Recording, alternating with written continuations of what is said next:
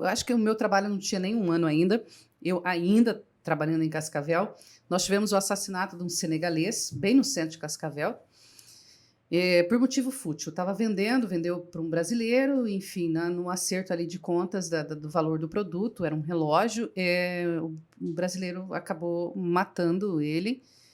E aí, pronto, ele havia deixado uma carta de que jamais ele gostaria de ser enterrado no Brasil. Não por desrespeito, por nada, mas que ele gostaria de que o filho, ele saiu do Senegal e deixou a mulher grávida.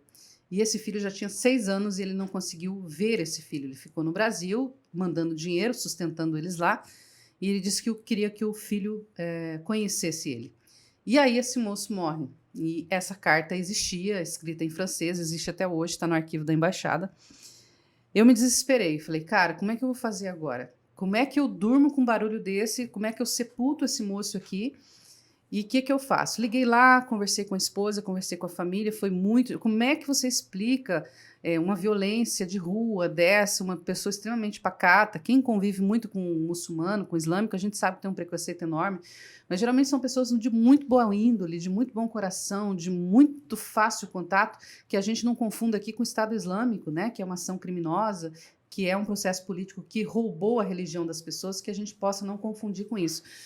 E aí eu começo uma vaquinha online para poder transladar o corpo dele para o Senegal. E, incrivelmente, nós reunimos R$ 42.000 em 4 ou 5 dias, através da comunidade islâmica de todo o Brasil que se mobilizou, e nós repatriamos o corpo para Dakar. Então, quando você me fala desse desejo de voltar ao país, gente, é um desejo tão forte, ele tinha 32 anos na época, de que ele tinha medo de morrer e não voltar para a terra natal. Então, assim, eu acho que só sente isso quem tem que pegar uma bolsa, colocar nas costas, às vezes de maneira forçosa, e deixar o seu país. Por pior e por mais problemas que tenha um país, eu acho que um filho sempre deseja retornar. No domingo, eu recebi lá na embaixada uma garotinha venezuelana. Foi de cortar o coração. A mãe, eu perguntei o que ela tem. Tentei agradar ela, oferecer alguma coisa. Eu perguntei o que ela tem. Ela tem vontade de voltar para a Venezuela. E eu disse, mas e agora? Como é que faz? Ela disse, não sei, ela não conversa na escola, ela está muito diferente. Aí eu fui conversar com ela, levei ela lá no jardim, lá fora, fomos conversando e tal e tal. E eu falei, mas por que você quer voltar para a Venezuela? E essa menina dispara para mim. Eu acho que ela não tem 10 anos de idade. Ela disparou, eu quero voltar para dividir a minha comida com as crianças que estão na rua da Venezuela. Ela me disse em outras palavras, não é justo que eu tenha o que comer. A nossa mesa estava farta. Na embaixada sempre tem um café preparado, porque a gente nunca sabe quando vai chegar alguém e vai precisar fazer a primeira refeição lá.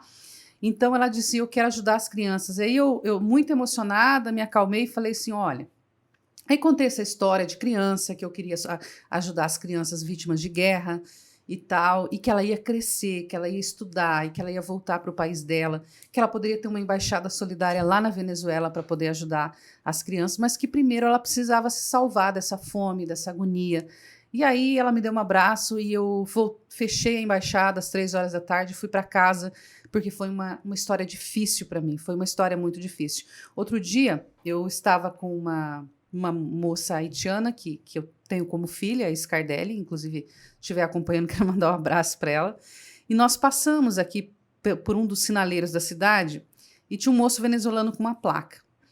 E ela foi alfabetizada há pouco tempo em português, e eu estava com ela e com meu filho no carro, e ela pegou as moedinhas que ela tinha no bolso e deu para o moço. E o meu filho perguntou para ela, por que você deu o seu único dinheiro para o moço? E ela disse, na época tinha 14 para 15 anos, ela disse o seguinte, eu já passei fome. Na placa dele está escrito que ele está com fome. Então não me interessa se eu vou ficar sem. Eu sei que eu tenho comida. Ele não tem.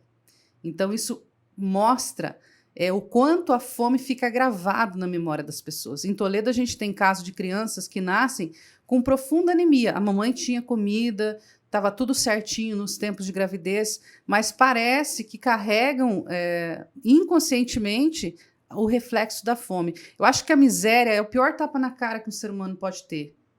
E aí, isso reflete na vida inteira. Uma pessoa que passou fome, ela nunca mais vai ser a mesma.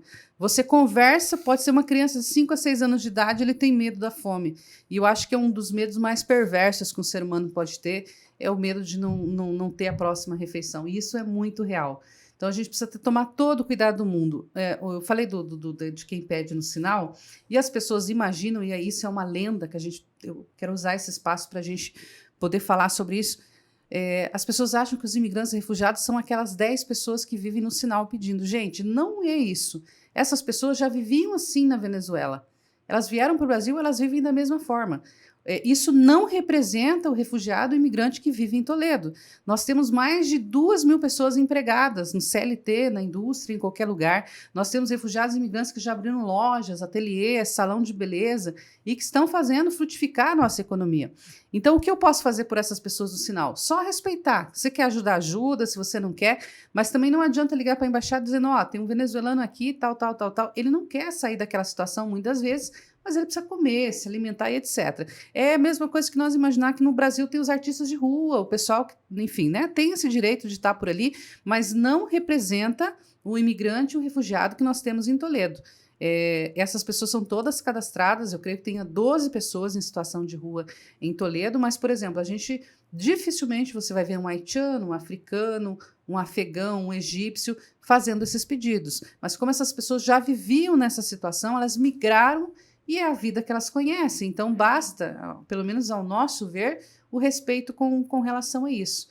Então, para não confundir, né, que todo o processo migratório de repente, fruto disso, né?